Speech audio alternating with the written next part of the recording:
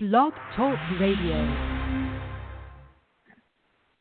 Hola, everyone. This is Armando F. Sanchez. I'm the CEO, Armando F. Sanchez Production. Thank you for being on our program today.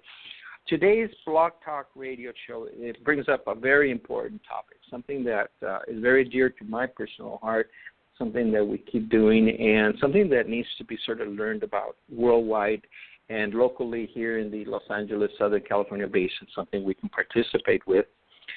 Today's guest will be University of California, Riverside Emeritus Professor Armando Navarro.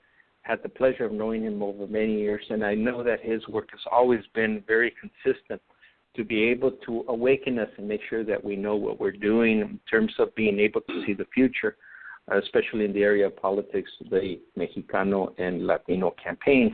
And we want to take a moment to thank Dr. Enrique Murillo at Cal State San Bernardino, also for helping to put this show together.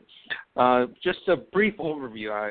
We have the expert on the line, so I'm not going to go into that. I'll just give you the title. This is Historic Mexicano and Latino Summit Strategic Response to Trump's Presidential Policies. And we've seen the idea that there's been an anti-Mexicano Latino campaign from the White House administration, the dialogue about deporting 12 million undocumented persons, putting up a 2,000-mile wall, which will cost billions of dollars. The militarization of the border between Mexico and the United States, not a good idea, being classified as the cactus curtain, and cancellation of NAFTA, and overall, even the worst of the worst is deteriorating of ethnic and race relationships, even inside the United States. So let me start here, bring in Professor Armando Navarro, and let's have him share about this upcoming summit, which is going to be on their campus on May the 6th, 2017. Thank you for being on the show, Dr. Navarro. Armando, primeramente, first of all, thank you for giving me the opportunity to say a few words about what I think is a very important event, which is going to happen this Saturday at the University of California, Riverside. And from my perspective, it is a historic Mexicano-Latino State Summit because we're in the process of initiating what I hope will be a short-term and a long-term development of a strategy designed to countervail the what I would say the detrimental and very racist policies of the Trump administration. When you say build a strategy, give me an idea. What does that mean? Well, if you look at what transpired on May 1st, we've seen throughout the last few years, in particular the last few weeks, an incredible contagion of marches being organized by groups throughout the country. And we saw it as a great manifestation of people power on May the 1st. But those are marches. Marches per se are more tactical and strategic. They are designed to create an awareness, designed to show power, etc. But it falls short in terms of having a comprehensive strategy. Strategy means how to achieve a certain end. And the end here that we're talking about is put a stop to the incredible detrimental policy, especially in the domestic side of the Trump administration. When he talks about criminalizing Mexicanos and they were rapists and all that, attacking Mexico, threatening Mexico with an invasion, these are not the policies of what I would say is a sane, rational leader that's in control of the White House. It's a very serious situation that presents grievous, what I would say, egregious responses to a world that is in a state of perhaps even war, especially if we look at North Korea. So his policies, both at the domestic and international levels, are seriously impacting the lives of not just us as Mexicanos and Latinos, but the nation as a whole and the world as a whole, because it's impacting us. Let's take that one step further. And, when you mentioned the idea, this is not just focusing on Latinos. How does this kind of negative policy review on Latinos impact those non-Latino communities? Well, essentially, you have to remember that, from my perspective, the Trump response to us as a community, to Mexicanos and Latinos, is based upon the demographic reality that Mexicanos and Latinos in this century will become the new majority. Trump knows it, as well as some of his right-wing so-called advisors or pundits are quite cognizant of the fact that there is a demographic transformation. One could argue the re-Mexicanization of the Southwest is in motion. Latinoization of the browning of the United States is in motion. So this is a response directly against us because of the shifting numbers. We know that California today is 40% Latino, 38% white. And all those figures, all those demographics are going to change in the next 10, 15 years where much of the Southwest will become Mexicano Latino majority. So it impacts us because of that reality, but in fact impacts others as well as because we play as Mexicanos and Latinos a very pivotal role in the country's economy, in the country's education, across the board, any sector that you can think of, Mexicanos and Latinos are pivotal to this country's present status as well as its future as a nation state. So from my perspective, it's important to understand that there has to be a cross-fertilization process where people understand if you're Muslim, I'm sure you understand that and possibly coincide with us in terms of our concern of how he's targeting us and making us scapegoats. He's chosen to also target the Muslim community. But he's also targeting the poor and the middle class by dismantling many of the programs, the safety net programs that have been created for poor people and middle class. So literally when I use the phrase under a state of siege, it's not just us as a people, Mexicanos and Latinos that are under a state of siege, but the country as a whole. And this is the unprecedented challenge that we face in a country where he was elected supposedly democratically by the Electoral College, and yet he is creating a situation where it's very detrimental to our welfare as a country and as a people, as well as the world, because we are one step away from a nuclear holocaust, especially when it comes to North Korea. One miscalculation on the part of any country, any power, Russia, China, South Korea, North Korea, the United States, etc., and we're facing the four horsemen of the apocalypse. Absolutely. This saber rattling is totally unnecessary. I also want to acknowledge and thank Dr. David Hayes Bautista at UCLA. We had him at a presentation in 1997 at KABC 7, and he was already telling us, the writing's on the wall. No matter, even if they shut down the border, back then, Latinos are going to be the majority, a minority majority in the United States. So, this is not something that all of a sudden blew up in our face yesterday and today. No, it has a historical context to it. Mm-hmm. And I want to add something that from a historical context, we need to remember that in the 1930s, under a very liberal Democrat administration, FDR, literally 1/3 of our population was deported because we were perceived to be, by those in power, as a threat in terms of jobs and so forth, and they chose to repatriate and deport 1/3 of us. 500,000 Mexicanos were deported. Again, it was a repeat in the 1950s with Operation Woodback, and 1 year alone in 1954, 1.3 million Mexicanos were deported by the Eisenhower administration. And the story goes on in the early 1990s with the passage of Proposition 187, Proposition 209, Proposition 227. These were efforts by nativist groups designed to really destroy those very instruments, those very measures that were allowing us to have access to the system and to enjoy the benefits of the system. Now they're trying to shut it out, shout us out of the whole process. And now we have an administration that is threatening to deport massively, 11, 12 million people, threatening Mexico with possibly an invasion, which is a serious threat of violation of sovereignty of Mexico, and where Mexico has been one of the most loyal friends that the United States has had since World War II. Now he's threatening Canada as well with because of the lumber issue. I mean, this administration is out of sync, so to speak, because what it took this country years to build, this man is destroying in a very short period of time, meaning a few weeks. And then you sort of touched on that this is anti-Mexicano movement in the 30s, and then as soon as World War Start begins and there's no one to pick the crops, all of a sudden they create this program. And that's been the history of our situation. We have, my parents came from Mexico in 1926 because of the incredible pervasive violence and terror that was unleashed by the Cristero Rebellion.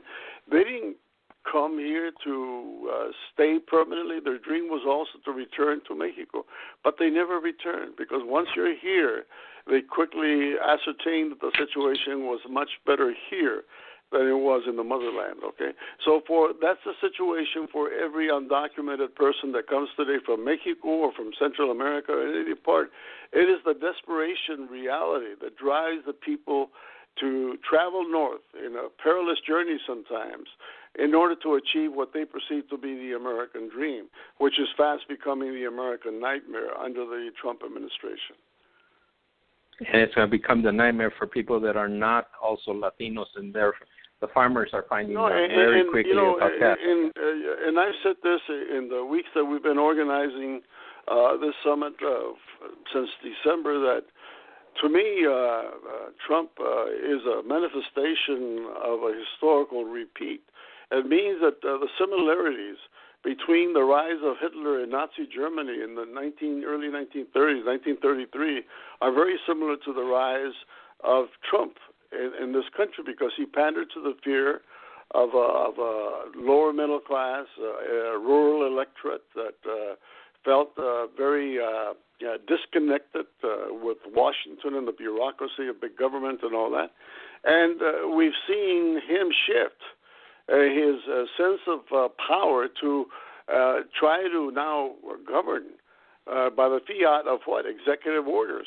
And so it is very much similar the way Hitler did it, because Hitler used as an scapegoat the Jews, to blame the Jews for the problems, the socioeconomic problems that Germany had.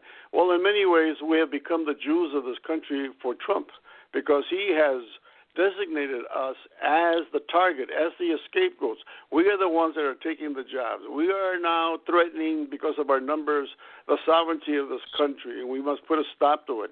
We must build a cactus curtain, one that's maybe 20, 30 feet high, costing billions of dollars. This man is a reckless man determined to change the course of history. Well, we could sit here and add more information, but I do want our listeners to know about the summit on the campus of University of California, Riverside.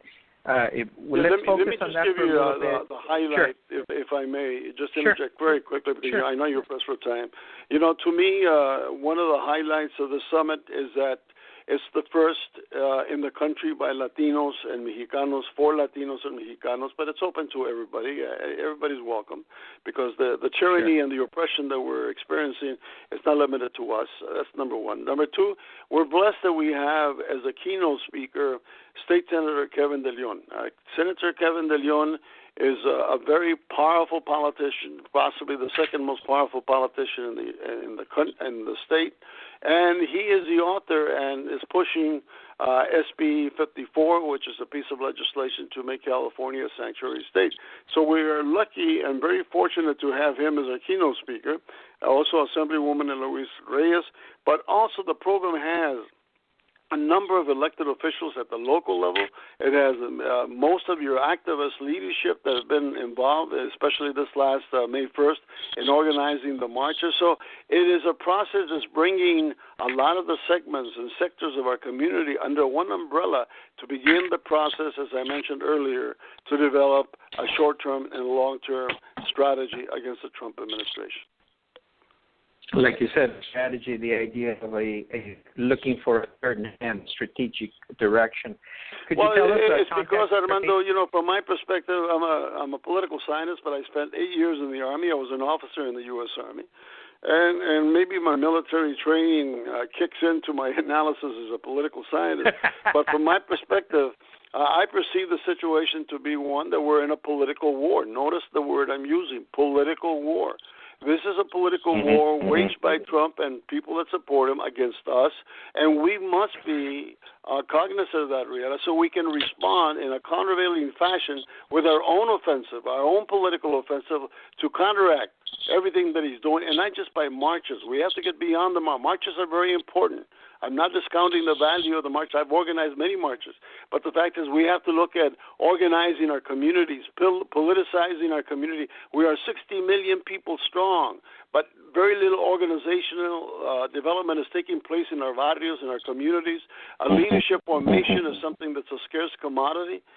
If you ask my students who are the national state leaders of our community, they can't even name one Mexicano or Latino. That's how much the void exists of leadership. So we have to use this situation that Trump has presented us, and it's almost like a blessing in many ways because he's awakening the giant, and the giant is responding. And some of us are saying, this is the time, ya basta. We have to get reorganized. We have to remobilize and recommit ourselves to a long struggle for the purpose of protecting our interests as a people. If we don't think along those terms as a people, the Jews think along those ways. The white folks think along those ways. Black folks think along those ways. We're not the exception. We have every right to first think about our interest and our welfare, and hopefully that it will complement also the interest of the black community, the white community, the Jewish community, the Native American community. Every community is feeling the pain of the policies of this administration. Absolutely. Now, the historic, and I do see it, that it's a historic summit. It will be on May the 6th at the campus of UC Riverside. Can you tell us how our listeners can find more information about this aspect, how they can attend, etc.? One of the requisites or requirements is that you have to register online. But I would say to make it a lot easier, if people can take this number, call my wife, Mariana or Marianne Gonzalez, and the number is 951-743-7173. That is 951-743-7173. And she will guide you through the process of how to register. We only have 300 seats and first come, first serve, and they're going fast. So I would suggest that people are listening and they want to participate, call Mariana Gonzalez as quickly as possible. Well, again, Mariana Gonzalez, if I got the information correct, 951-743-7173. Is that correct? Correct. Okay. And there's also and I do know that, again, the website of the UC Riverside has an area, and there's the summit, and there's an area also to check online. So please, the listeners, don't wait on this. This is something that has to be done immediately. Well, Dr. Navarro, I thank you for being on our show. I hope to have you in future shows to continue the dialogue on this vital summit, and also information that surfaces and where we're going step by step.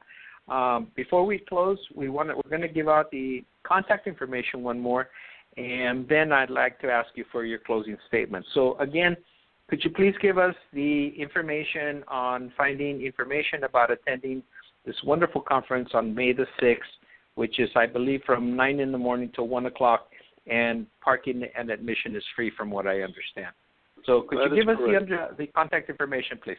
Again, the contact information is please call Marianne Gonzalez, and the number is 951-743-7173. Okay, wonderful. And with that, we're coming close to the show. Closing statements, Dr. Navarro. My closing statement is very simple. We must accept the reality that there must be a sense of urgency by us and by others that are concerned about what's happening to this country. And the urgency must be translated to a sense of action. And hopefully on this Saturday, the action will commence, not necessarily with something spectacular of major mobilization, but it's one that's predicated on a systemic process of major events, many events, a process that will begin to reorganize our communities, repoliticize our communities, because numbers per se do not constitute power. organized, politicized numbers constitute the basis of power and change. So we hope that this summit contributes to that process, which is a historic one for us in terms of transforming 60 million Latinos from an amorphous community, an amorphous giant, to one that has a brain that's connected to the body and is coordinated in such a fashion where we are showing incredible, invincible power. Wow. I'm just in awe here. What a fantastic experience for people, for future leaders, for people who want to get tuned in. You got some of the groups of the best here in the local community in Southern California. So everyone that's listening, please go and attend, and also make a relationship in the network to continue finding out more information through you, through Dr. Murillo, and through the organization as well. So un aplauso fuerte for your work, and we will continue to dialogue these shows also for the benefit of those that cannot attend worldwide and nationally, but continue to pick up information that benefits everyone, because everyone's in this problem. Like, for example, if President Trump pushes the button, it's not going to affect only Latinos. It'll affect the world. So we have to be very cognizant of these problems. So thank you very much, Dr. Navarro, for being with us. No, gracias, Armando. Te lo agradezco. Okay. Ladies and gentlemen, thank you for being on our program.